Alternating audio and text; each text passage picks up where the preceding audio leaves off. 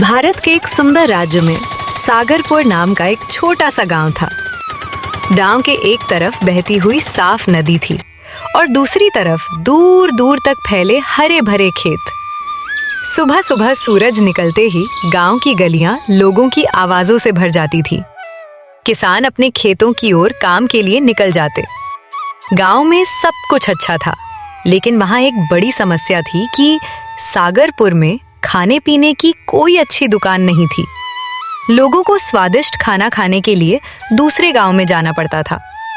उसी सागरपुर गांव में केशव नाम का एक गरीब आदमी अपनी पत्नी के साथ रहता था। केशव रोज सुबह सुबह दूसरे के यहाँ खेतों में काम करने जाता था। शाम तक कड़ी मेहनत करने के बाद भी उसे इतने पैसे नहीं मिलते थे कि घर का खर्च आराम से चल सके। एक शाम जब केशव थका हुआ घर लौटा तो उसकी पत्नी ने कहा, कब तक दूसरों के खेतों में काम करते रहोगे?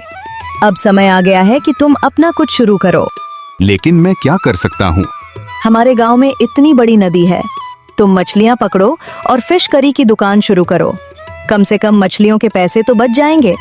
पत्नी की बात सुनकर केशव कुछ देर सोचता रहा। उसे लगा कि शायद यही मौका है अपनी किस्मत बदलने का। पत्नी की बात सुनने के बाद अगले ही दिन केशव नदी पर गया और ढेर सारी ताजी मछलियां पकड़कर घर ले आया। उसकी पत्नी ने मसाले तैयार किए और दोनों ने मिलकर बड़ी मेहनत से फिश करी बनाई। फिर गांव के चौक में एक छोटी सी दुकान लगा दी।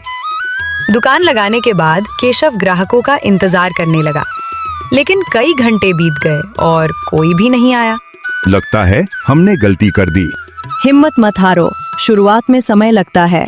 तभी एक किसान वहां केशव की दुकान पर आया। बेटा, हमारे गांव में खाने की कोई अच्छी दुकान नहीं थी। अच्छा हुआ तुमने ये फिश करी का दुकान लगाया। मुझे भी एक प्लेट फिश करी दे दो। केशव ने तुरंत उसे एक प्लेट परोस दी।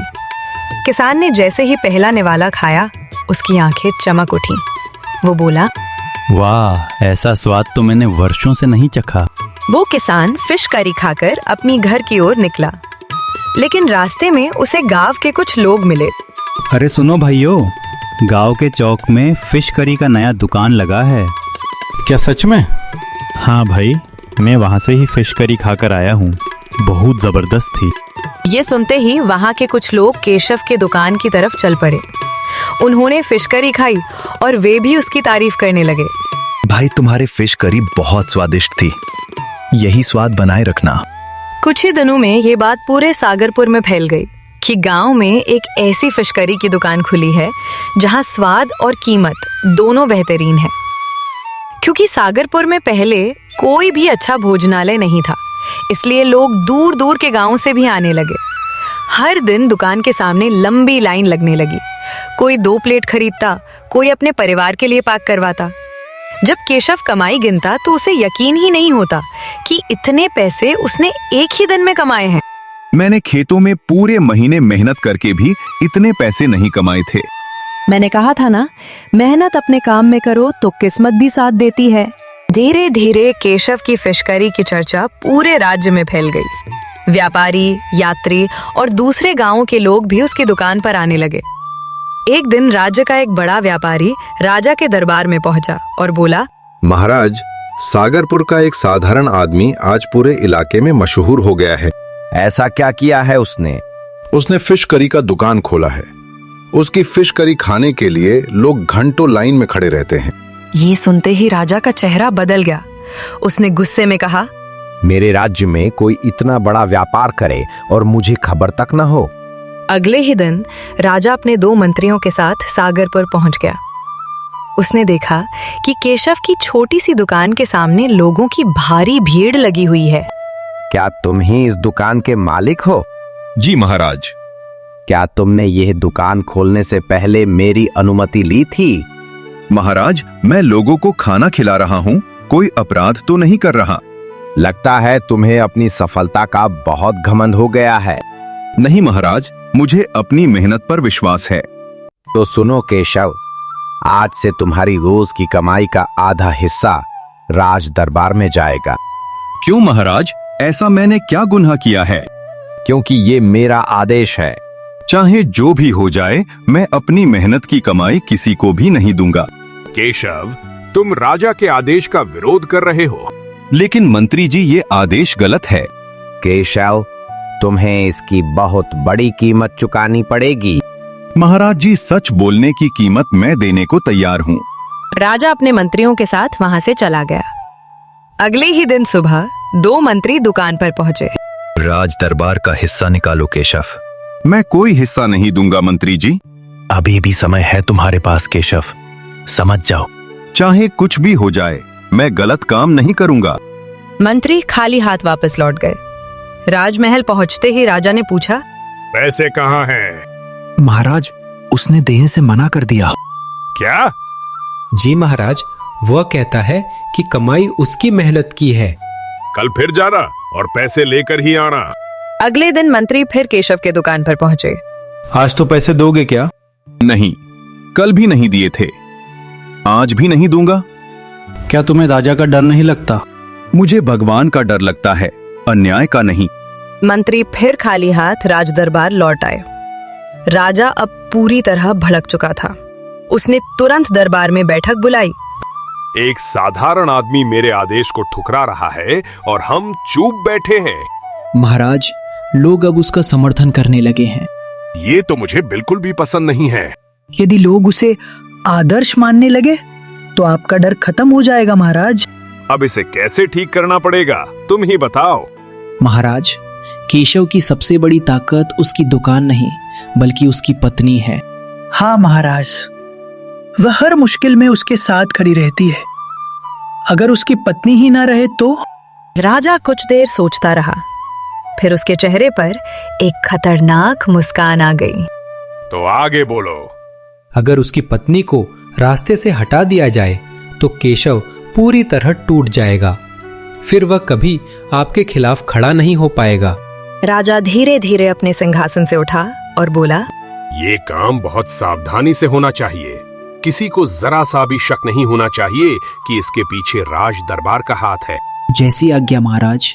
उसी समय सागरपुर में केशव अपनी दुकान बंद कर रहा था। लगता है अब राजा हार मान गया। मैंने कहा था ना, सच की हमेशा जीत होती है। लेकिन दोनों को बिल्कुल भी अंदाजा नहीं था कि उसी समय उनकी खुशियों पर एक बहुत बड़ा खतरा मंडरा रहा था।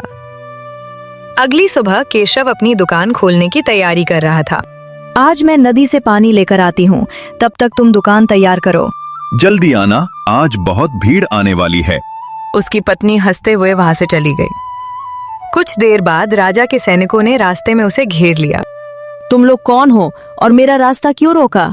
हम राजा का आदेश पूरा करने आए हैं। लेकिन मैंने क्या किया है? लेकिन सैनिकों ने उसकी एक ना सुनी।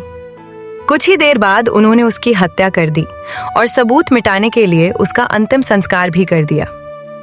उधर केशव दुकान पर उसका इंतजार कर रहा था। इतनी देर हो गई है, ये पार्वती कहाँ रह गई क्या पता। तभी गांव का एक आदमी दौड़ता हुआ केशव के पास आया। केशव, केशव जल्दी चलो। क्या हुआ भाई? तुम्हारी पत्नी केशव। इतना सुनते ही केशव सुनसान रास्ते से दौड़ पड़ा। जब केशव वहां पहुंचा तो उसके पैरों तले जमीन खिसक गई। नहीं नहीं, ये नहीं हो सकता। किसने किया ये सब? केशव पार्वती के प्रेत को देखकर बहुत रोने लगा। कई दिनों तक केशव घर से बाहर नहीं निकला। वो पूरी तरह टूट चुका था। लेकिन एक दिन उसने अपनी पत्नी की तस्वीर हाथ में ली और बोला, पार्वती, मैं तुम्हें वादा करता हूँ, मैं तुम्हारे कातिलों को सजा दिलाकर रहूंगा। अगले ही दिन वो सीधे पुलिस स्टेशन पहुंच गया। साहब, मेरी पत्नी की हत्या हुई है। मेरे साथ बहुत बड़ा धोखा हुआ है। तुम्हें किसी पर शक है? हाँ, मुझे राजा और उसके मंत्रियों पर शक है। ये सुनते ही पूरा पुलिस स्टेशन शांत हो गया। तुम सीधे राजा पर आरोप लगा रहे हो। राजा पर आरोप लगाना आसान नहीं है। साहब, लेकिन ये सच है। मेरे पत्नी को मारते हुए मेरे एक दोस्त ने देखा है। उसके बाद तुरंत पुलिस लोगों ने जांच शुरू की। कुछ ही दिनों बाद एक सैनिक को गिरफ्तार किया गया। उसकी पूछताछ की गई। सच सच बताओ, उस दिन क्या हुआ था? पहले तो सैनिक चुप रहा, लेकिन जब सबूत उसके सामने रखे गए तो वो टूट गया। हाँ, हमें राजा के मंत्रियों ने भेजा था। उन्होंने कहा था कि केशव के पत्नी का नामो निशान मिटा दो। उसके पत्नी को मारने का आदेश किसका था? साहब, वो आदेश राज दरबार से आया था। ये खबर पूरे राज्य में फैल गई। लोगों में गुस्सा फैल गया। अगले दिन राजा और उनके दोनों मंत्रियों को अदालत में पेश किया गया। न्यायाधीश ने पूछा, क्या तुम अपने ऊपर लगे आरोप स्वीकार करते हो? हाँ साहब, राजा ने ही आदेश दिया था कि केशव की पत्नी को मार डालो। एक राजा का काम अपनी प्रजा की रक्षा करना होता है, न कि उन्हें डराना। यह न्यायालय राजा और उनके दोनों मंत्रियों को आजीवन कारावास की सजा सुनाता है। ये खबर गांव जाते ही केशव और गांव के लोग खुशी से झूम उठे। यह जीत मेरी नहीं, मेरे पार्वती की है। उसी ने मुझे खड़ा होना सिखाया था। चाहे सामने कितना भी ताकतवर इंसान क्यों ना हो, अगर तुम सच के साथ खड़े हो तो आखिर में जीत तुम्हारी ही होती है।